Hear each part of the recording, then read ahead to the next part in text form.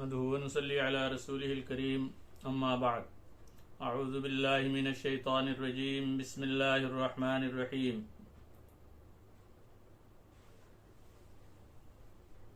میرے محترم سامعین و ناظرین، السلام علیکم ورحمۃ اللہ وبرکاتہ۔ درس قرآن کا سلسلہ جاری ہے۔ آج سورہ بقرہ کی کچھ تعارف کے سلسلے میں کچھ بات ہوگی۔ سورہ بقرہ قرآنی ترتیب کے لحاظ سے دوسری سورت ہے اور اس میں 40 رکوع ہیں اور 286 آیات ہیں اور 6121 الفاظ اور کلمات ہیں اور 25500 اس صورت میں حروف ہیں، اور یہ صورت مدنی ہے، یعنی اس کا اکثر حصہ مدینہ منورہ میں نازل ہوا ہے۔ سورہ بقرہ قرآن کریم کی سب سے بڑی صورت ہے اور اہم ترین صورت ہے، جس میں بنی اسرائیل اور امت محمدیہ صلی اللہ علیہ وسلم کو تفصیل سے خطاب کرنے کے بعد عبادات، اسلامی عقائد، اخلاق، اعمال اور زندگی گزارنے کے بنیادی احکامات ارشاد فرمائے گئے ہیں۔ نبی پاک صلی اللہ علیہ وسلم نے اس صورت کے بہت سارے فضائل بیان فرمائے ہیں۔ حضرت ابی امامہ رضی اللہ تعالیٰ عنہ سے روایت ہے کہ نبی کریم صلی اللہ علیہ وسلم نے فرمایا، قرآن پڑھا کرو، قیامت کے دن یہ پڑھنے والوں کی شفاعت کرے گا۔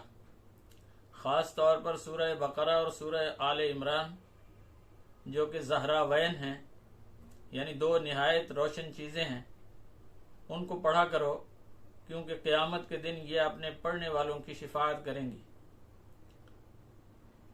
تو سورہ بقرہ پڑھا کرو، اس کے پڑھنے میں بڑی برکت ہے اور اس کے چھوڑ دینے میں بڑی حسرت ہے۔ دھوکے باز اور فریبی شیاطین اس کے مقابلے کی طاقت نہیں رکھتے۔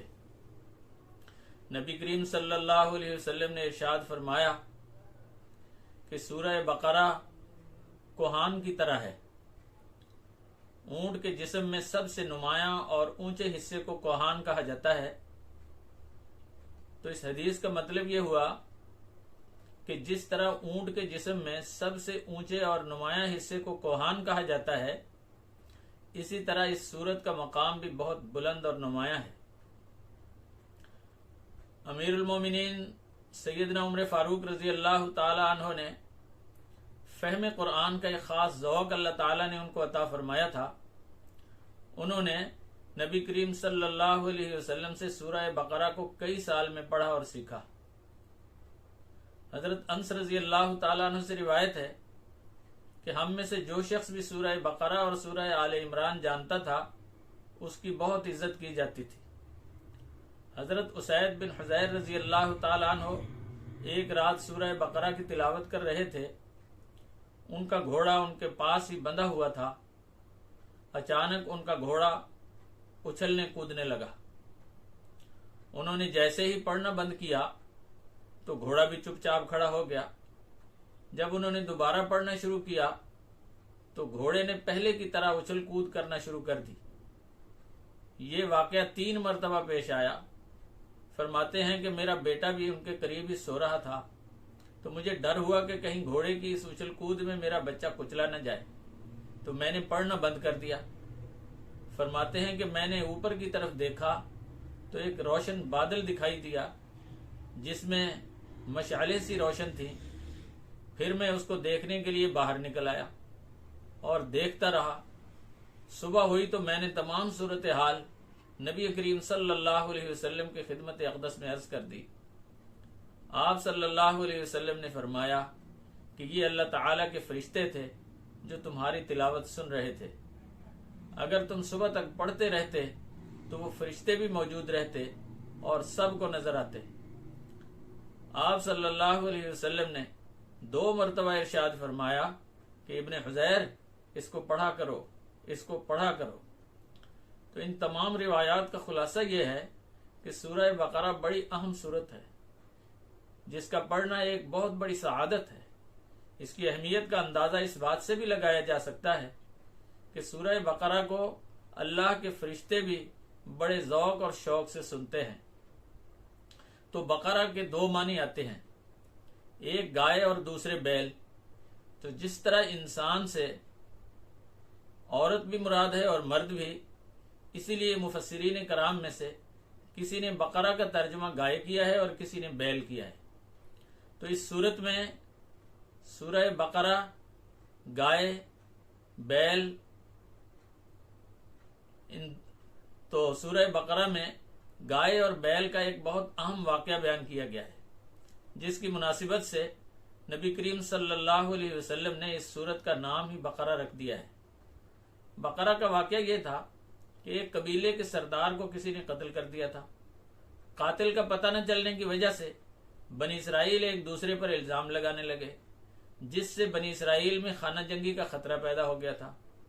قوم کے کچھ ذمہ دار لوگ حضرت موسیٰ علیہ السلام کے پاس پہنچے اور کہا کہ آپ تو کہتے ہیں کہ اللہ آپ سے کلام کرتا ہے، تو اس سے پوچھ کر قاتل کا نام ہمیں بتا دیجئے تاکہ آپ کی قوم آپس کی جنگ سے بچ جائے۔ تو حضرت موسیٰ علیہ السلام نے جب اللہ تعالیٰ کی بارگاہ میں دعا کی تو اللہ تعالیٰ نے فرمایا کہ اگر وہ لوگ ایک بقرہ یعنی گائے ذبح کریں اور اس کے گوشت کا ٹکڑا مرنے والے کے جسم پر لگا دیں تو مرنے والا زندہ ہو کر قاتل کا نام خود ہی بتا دے گا۔ مگر اس میں مشکل یہ تھی کہ یہ قوم گائے کو اپنا معبود سمجھتی تھی، اس کی عبادت کرتی تھی۔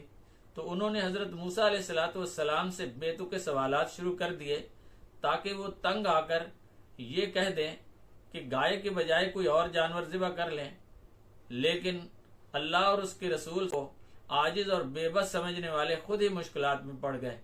آخر کار انہوں نے بقرہ کو ذبح کیا۔ تو اللہ تعالی مجھے اور آپ کو عمل کی توفیق عطا فرمائے۔